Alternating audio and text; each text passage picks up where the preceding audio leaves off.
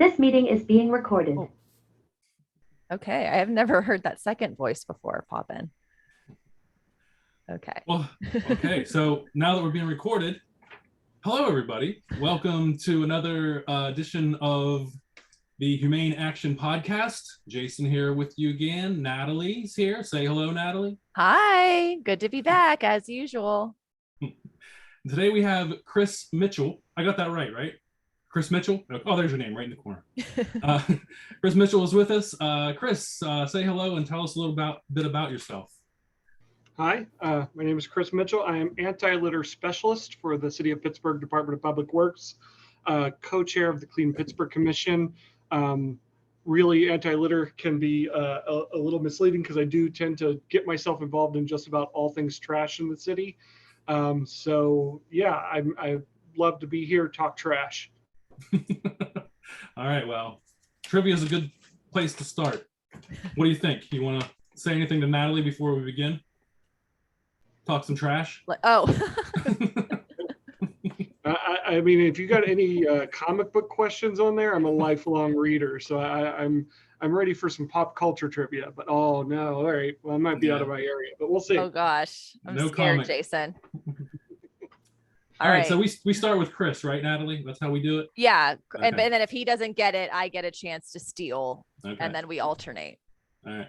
We're a little rusty on the podcast. So this is only our second one of 2022. So Yeah, we took a little COVID break, but I don't know why we took a COVID break because these are always virtual, but yeah. All right. So Chris, all U.S. lighthouses come under the jurisdiction of which branch of the armed services?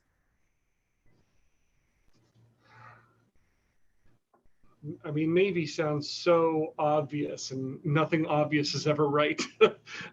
But I'll go with obvious. Navy. Okay, that's incorrect. Yeah. Natalie. see, I was thinking obvious is the Coast Guard, That is correct. That but makes Navy sense. would have been my second guess. So I was kind of like 50-50.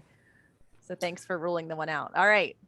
All right, Natalie. According to the children's story, how long did Rip Van Winkle sleep? I know it was a really long time. It wasn't like my typical 6 to 7 hours. Like 80 years. Okay. No, that's incorrect. Okay. Chris? I was thinking 80 as well, so I'm going to go 100. Nope. 20. Oh, I guess it wasn't that long. Well, I mean, Yeah, like in the grand scheme of what I thought it was. relatively speaking. All right. All right, Chris. One more, and then we go into the interview portion of our podcast. The Cayman Islands are a self-governing overseas territory of which country? That's the UK. That is correct. All right, so we're tied 1-1, heading into halftime. 3 questions left. Quite the game going. It's not the usual blowout. I know. One way, You gotta- it's not always me blowing the other person out. Like that probably sounded, but anyway. So Chris, tell us, what does an anti-litter specialist do? Yeah, I get that question a lot, and I always have a very vague answer because I don't know. Really, I have more than anything a mandate and a lot of freedom to explore that mandate. So my mandate is get trash off the ground. We've got to do something. It's not just picking it up. So it's mostly project coordination. It is outreach. It is, at any given time, I'm doing 30 things a day on 30 different things, all with that central theme of trash. So outreach, education, data analysis. The biggest thing that drives a lot of my work is understanding the psychology of people, like understanding what drives behaviors out there and what we can do to change those behaviors. So very vague answer, like I promised. I feel like that reminds me of when people ask me what I do when I say I'm the executive director of Humane Action Pittsburgh, and they say, okay, well, but what do you do? And it's like, I just do everything that needs to be done, right? Like every day is different. Well, I had another question, but you said something that I'm going to change course.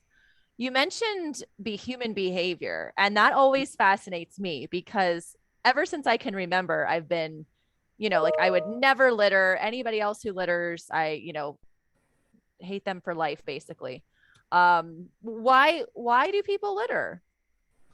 That's the biggest thing that I come to this with, because when we think of litter, if we look at the trash on the street, we may just sort of assume a litterer did it. And that's kind of what we were taught to believe in grade school. Some jerk throws that on the ground, and how could you even get in the mindset of that person, that unbelievable jerk? It's like trying to think of being a murderer almost. And we've come at this a couple different ways. When I first started as anti-litter specialist, I was working with the Department of Public Works as a clerk, and I went for this anti-litter role because I thought I had something I could bring to it. I was on Friday doing paperwork and payroll and things like that, and then Monday I was a specialist on something I basically knew nothing about. So on Monday I go to my new boss and I go, okay, what is my job here? What are my responsibilities? And it was a brand new role, and it didn't have any. And she said to me, and I'll never forget this, we need you to change the hearts and minds of Pittsburgh. Oh, which that's is a all. tall order. That's so hard. But in my mind, I said, all right, let me think about that. That to me says behavior modification psychology, right? Like, how do I change people's minds and hearts and really what the biggest thing when it comes to understanding people's behaviors is that the people we understand as us, like I think of myself as a person, and here's the things I do, is really shaped by environment more than anything else. It's not this idea of this is who I am. I'm somebody different in each situation I am. You act different in your favorite bar than you do at a museum, right? These environments shape who we are at any given time, and that's what we have to understand about litter, is that littered streets, people are more likely to litter on, and clean streets, people are less likely to litter on because they are unknowingly, most of the time, conforming to their environment. So that's what we really want to just be like, oh, it's not that a person is a jerk, it's that they are in an environment that sort of sets them up for these behaviors. Yeah, that makes sense. That's like the broken window theory, right? So yeah. We don't want to ever say those words because it has a negative effect when it comes to enforcement. But really, when it comes to behavior making, it has a lot of water to it. So I'll go back to the question I was originally going to ask. I'm always surprised as a traveler. I travel a lot all over the country and the world. And frankly, I feel like Pittsburgh's one of the dirtiest cities that I've been to. Even over places that you would maybe think would be very littered. Why do you think that is? Is it just the culture, or what other challenges is Pittsburgh facing that would cause us to be so much worse than so many other places? Yeah, it's interesting you bring that up because we worked with the University of Pittsburgh marketing class recently, and they did some work for us as their semester-long, assignment. And one of the things they did was do surveys amongst students, amongst Pittsburgh residents, about how much they thought we were littered. And most would give us around a 5 out of 10. They really didn't think we were that much. But if I talked to somebody who just moved here from Seattle, they'd say we're an 11 out of 10. This is nuts compared to what I'm used to seeing in other cities. And so that kind of like travel and seeing other places, really, you come back home and you notice it more. There's a couple things going on in Pittsburgh specifically that attribute to this. One of the biggest that I always go back to is, and it drives a lot of my work, is the way the city operates as an entity. The city of Pittsburgh, Department of Public Works and Health and all these other things. We have very old systems built on entire other old systems and infrastructure built on other old infrastructure. We're an old city who's all up in weird nooks and crannies of our very weird topography. So we have very unique challenges compared to like a newer city that was built on a grill. It didn't really put a lot of thought into what it was going to be as it was being built, rather than us just like plopping stuff down wherever it ended up being 70, 80 years ago. So the biggest thing that we need to do to kind of change course is obviously going to be resources that just haven't been there. There's a lot of historical redlining that really shapes what's still out there, what things have been. And then there's also just the idea of, this is the way things have always been. That's what the number one thing you're ever going to hear in a city government or any kind of local government is this is the way things have always been. And we always have to work harder to change that. And I think that mindset also ends up instilled in our residents who are living amongst some of the worst of the worst. That's the way it's always been. Why is it going to change now? Do you have like any upcoming projects, or I don't know what to call them, like there's ways of implementing things, or can you tell us a little bit about those? Yeah, so there's a couple really exciting ones. One you're probably going to see in the news pretty soon. We have something new called a ballot bin. I'm trying to see. I got one right over here. Let me grab it and just show it on camera. Ooh, props. I don't know if we've ever had this is a first prop time. before. Man, we're really breaking ground. So this right here is a ballot bin. It's a cigarette receptacle. And in this class section here, we'll ask a question that'll say, what's more Pittsburgh? Fries on a salad or fries on a sandwich? And people then put their butts in here, and you can see which one's winning based on how many cigarette butts are in here. We have 2 of these already installed at the city county building, and we're going to be installing throughout the city about 35 more of them for this first distribution. This was all paid for with Keep America Beautiful grants. So no funds from the taxpayers. And we'll look for more grants to do more of these, because already these are kind of fun and engaging. We're not lecturing people about littering. We're not lecturing them about smoking. We're just giving them something to do, and that's one of those things we got to think about, what changes behavior. Lecturing people doesn't really do it. Giving them resources, giving them ways to get involved, giving them an action changes behavior. So that's a fun one that's going on right now, and we'll likely start distributing the others within the next couple of weeks. Oh, I love that, but I don't smoke. I'm upset that I can't have a voice in this poll. Well, these are from the UK, so it was a heck of a time actually getting them here. They got stuck at customs for about 3 months, but they found that when they put a soccer player's name on there, or 2 soccer players, children would run around the street gathering all the cigarettes they could find to stuff for their favorite player. So I'm encouraging people to do that. If you've got something on there you really care about, find a couple, stuff it. You can vote 5 times. I don't care. That'd be a great way to vote for president. Like whoever collects the most trash. Yeah. We'd really clean America up. We have a heck of a head start too. We've got a lot to do here. But another great, my biggest project that's going to really change the way that the city operates over the next couple of years is what we call our GOLD plan. GOLD stands for Goals on Littering and Dumping.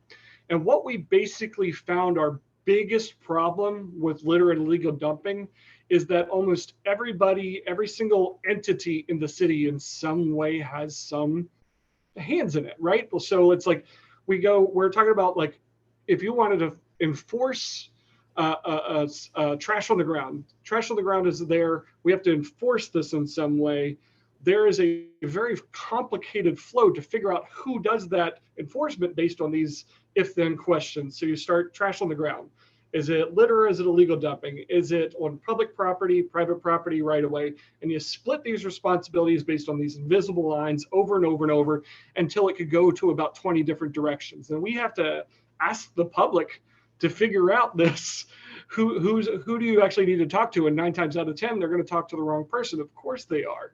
So the biggest thing we want to do as a city, my biggest project, is to bring all of those responsibilities under one roof. So you only have to ask one question. Is there trash on the ground? We know who it goes to. We waste months. We waste our own time, the public's time. Everyone's frustrated because nobody knows exactly who these little responsibilities are supposed to go to. It often ends up the lowest of their priorities because PLI is checking permits, license, and inspections. That department is checking to see if a house is falling over. And then they also have to go check if somebody has Snickers wrappers on their ground. So everyone's frustrated with what we currently have, and what we want to do in a 2 to 3 year timeline, absorb all that, have a dedicated crew, clean up, enforcement, and education all working very closely together.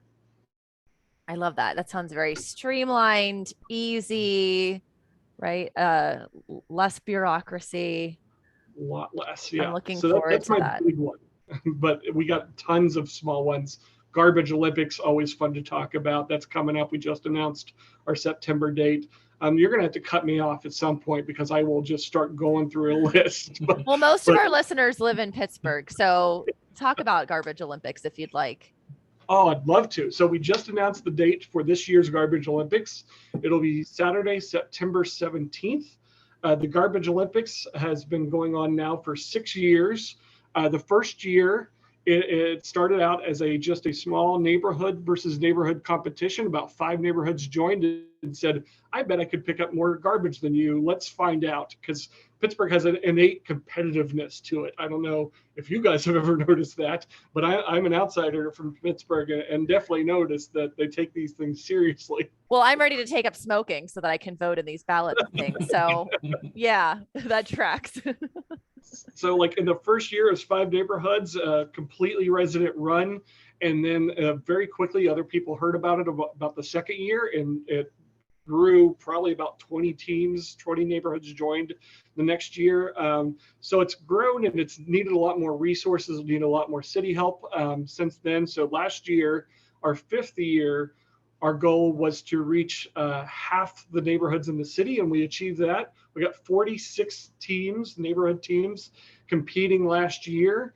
They picked up, I think, well over 1,000 bags of trash. Wow. There was over 700 volunteers. There was, over maybe 150, 200 TVs that were illegally dumped, tires, maybe like 700 tires, something like that. I can pull up the actual things, but it's really amazing what happens when you just give people the gamification element of something, right? So we have 2 hours, everyone goes out, picks up as much as they can, and then we got a big party afterwards at Threadbare Cider, giving out free food, free drinks, and prizes for winning teams, and things like most interesting item found or dirtiest volunteer. So it's a lot of fun.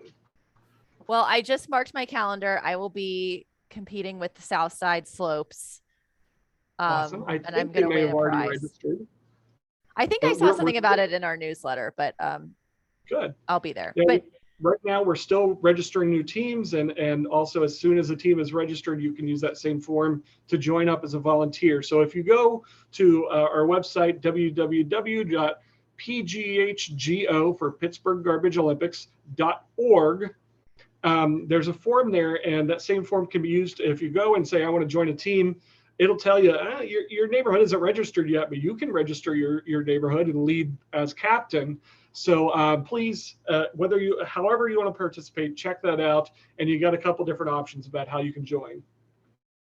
Nice. Well, you kind of said something that alludes to my next question. I mean, I know that you're not out there physically picking up trash every day. That's not what your job is, but I'm sure that you do that a lot, just either on your own time or as part of your other responsibilities. So what is the most unique piece of trash that you've ever found? The most unique piece of trash. Money's always nice. But I think one of the ones I did recently, I kept finding little toy dinosaurs, and I would fill up my pockets and not tell anybody up until the very end. It's like, did anybody else find anything cool? And then I just brought out my stockpile of little velociraptors. Oh my gosh, that's great. Yeah, that's much better than the typical like used condoms that I find. I think one of our neighborhoods, they find those so often. I think they have a name for them called Allegheny whitefish. Is what. Oh. Oh my gosh, we might be crossing it from a PG-13 to a rated R podcast here. So, Jason, change the subject. Well, I do want to go back. I have a question of my own about the Olympics. Do people get like extra points for TVs or anything like you were saying, or is that how? Yeah, we have a secret formula for how much each bag costs, how many points you get per volunteer, per TV, per bulk item. I think one year somebody got a dishwasher that was full of dishes, and we're like, what does that count? That counts more than an empty dishwasher, I feel like. So that's something because you're going to have something new and weird and different every single time, we have to kind of make some of those point systems up on the fly. But we do tally those up the day of. Everybody reports back, and then at the closing ceremonies at Threadbare Cider, we announce the winners based on that point system. I'm getting a new dishwasher. Maybe I'll just save it and then litter it and then have it I'll put something unique in there. Okay, sorry, I'm getting off topic, but I've got lots of thoughts going on. Chris, my next question was, what do you want Pittsburghers to know about your work? Anything? I want them to know that we have now dedicated staff and plans.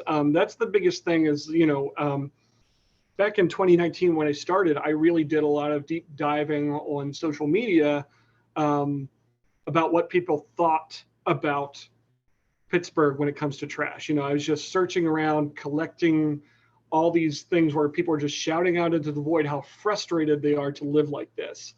And also in that year, Pittsburgh took part in a litter cost study, litter and illegal dumping cost study for Pennsylvania in general. So it found that about, on average, Pennsylvania taxpayers pay about $68 million a year on just trying to deal with litter and illegal dumping.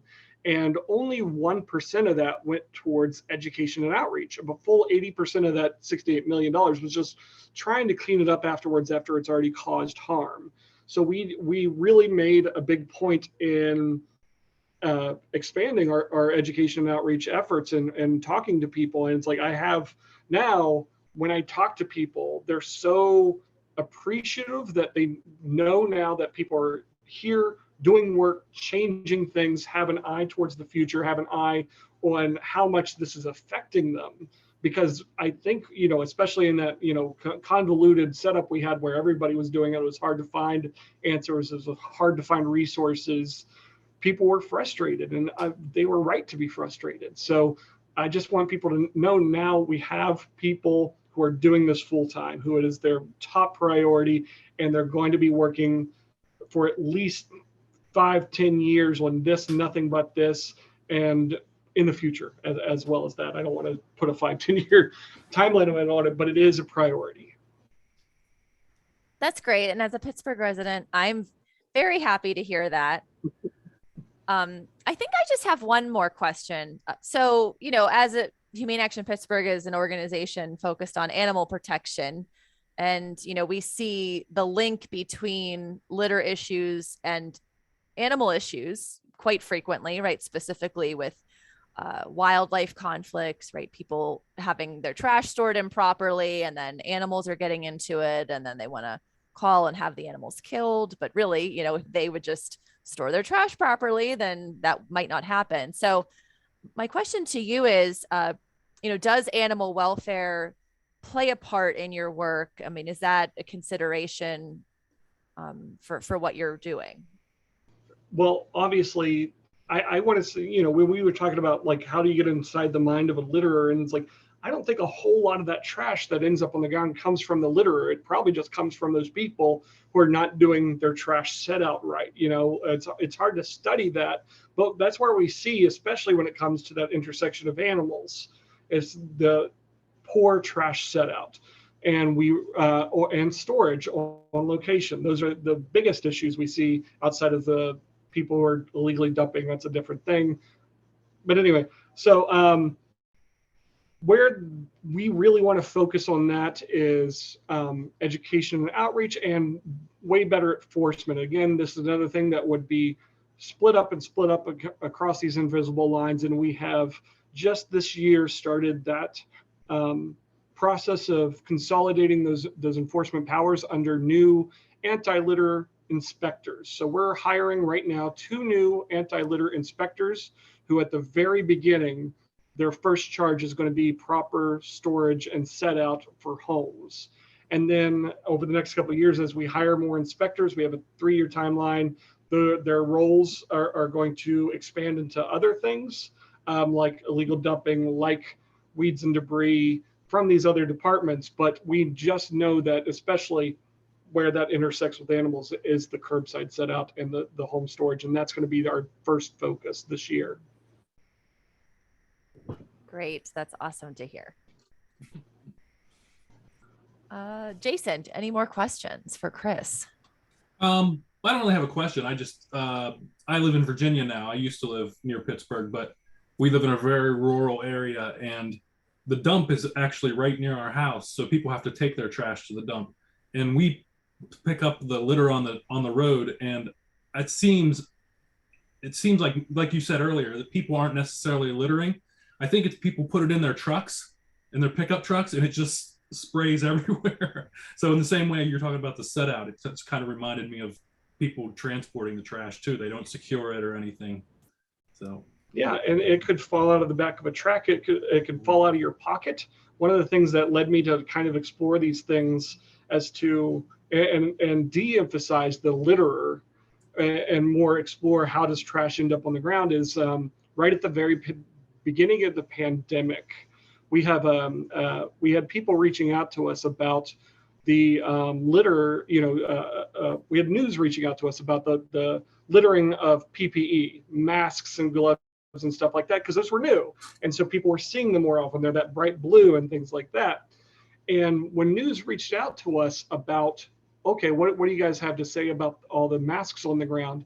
I looked into our Literati data, and Literati I could talk more about later because it is very interesting, but it is a crowdsourced litter auditing app. I call it Pokemon Go for Trash. You go out there and you pick up a piece of trash and you take a picture, and AI reads it, goes, oh, this is a cigarette. And then we have all this really cool data as a city to analyze, right?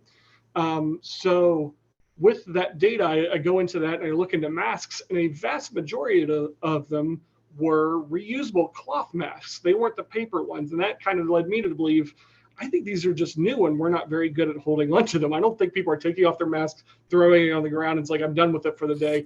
That's reusable. They wanted to reuse that. They spent the money on a reusable rather than a disposable one, but it still fell on the ground. And so that started my journey away from the litterer and more, let's focus on all the ways trash ends up on the ground and do targeted education about curbside set out, about how this happens, and what's most important is getting it up. Mm-hmm. Well, my last question was just going to be, is there anything else you want to talk about? And I don't know, you mentioned Literati, so. Yeah, Literati is so cool. It's a global litter auditing app. And what we, the Clean Pittsburgh Commission, bought an account for the city of Pittsburgh.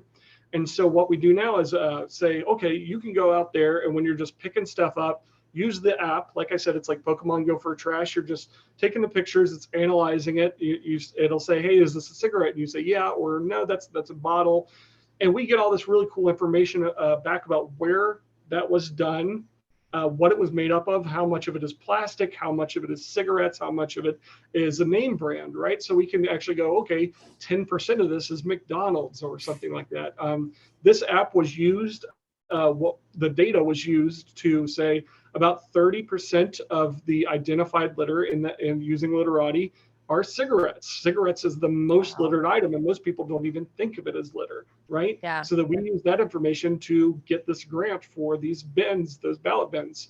And then also we use that information to help the plastic bag ban. We said out of all the identified litter, about 6% were plastic bags. So these are the things we want to understand to build up a knowledge base of what the litter in Pittsburgh specifically is made up of, and where it's coming from and things like that, to dive into whenever we see a need for it.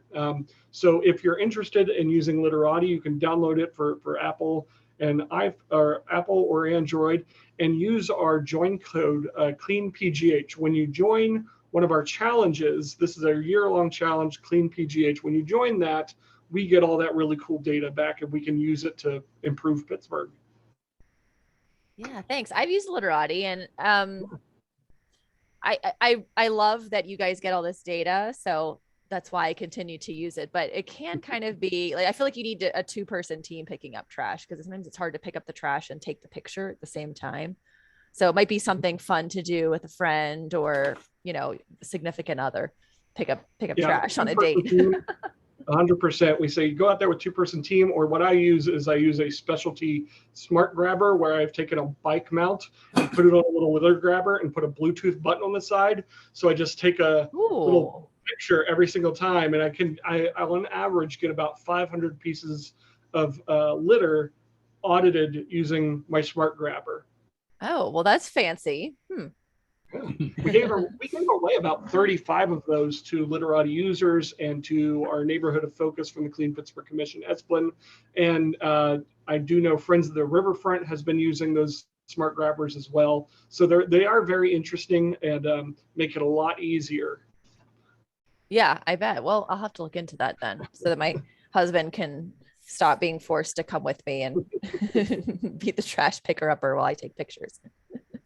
We can both get one, so we can do double the trash.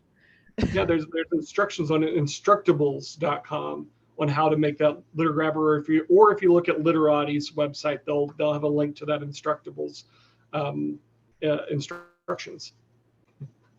All right. Well, we ready to wrap this up? Let's do it. We're tied, right? Yep. All right. You have the little bit of an advantage because you got 2. Yeah, so I'm ready. Don't mess it up. Okay. Name both of the gangs in West Side Story. Is this me? No, this is me, but I don't have any idea. I'm assuming it's not like the Bloods and the Crips. No. I don't know. What do you think, Chris? I've never watched it, but I think I do know this just through pop culture absorption. It's Jets and Sharks. Correct. All right, so Chris takes back control of the game. All right, Chris. What famous English explorer was killed by Hawaiian natives on Valentine's Day, 1779? I do know this story, but because Hawaiian history is fascinating and awful. But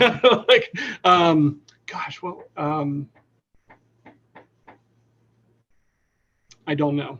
I'm going to bow out. I do know the story, but I don't know the person. Okay, Natalie? I don't know either. I mean, I feel like I could take a guess, but it would probably be wrong and make me sound stupider than just saying I don't know. It's up to you. No, I don't know. Who is it? All right, James Cook. Oh, that wasn't what I was going to guess, but I've heard of him, so that's something. All right, Natalie, you can tie it up with this one. I don't have a tiebreaker, though. Okay, what does M as in Mary, B as in boy, A, MBA, what does that stand for in the world of education? It's Masters of Business Administration. Correct. All right, so we have a tie. How do we want to do this? You're the Guinness Book of World Record trivia host. Isn't that your job? I suppose so. Shake our hands and celebrate our collective win. We can do a Zoom rock, paper, scissors. We could just have it be a tie. I think that's okay. All right, now let's break it because I found one now. I found a tiebreaker. All right. Okay, so in I think it was one of the past couple of years for the 94th Academy Awards, Amy Schumer, Regina Hall, and Wanda Sykes all hosted the awards. Okay, so the tiebreaker question is. Wait, whose answer? Are we putting this in the chat? What's happening? Oh yeah. Or it's up to you. We can either. Chris, you can choose whether you want to go first since you're the guest. Okay, you'll be naming a year, so you can choose whether you want to go first or if you want Natalie to go first. I'll go ahead and go first. Okay, so in what year did Regina Hall win her first Best Actress award from the San Diego Film Festival? 2006. Okay, Natalie?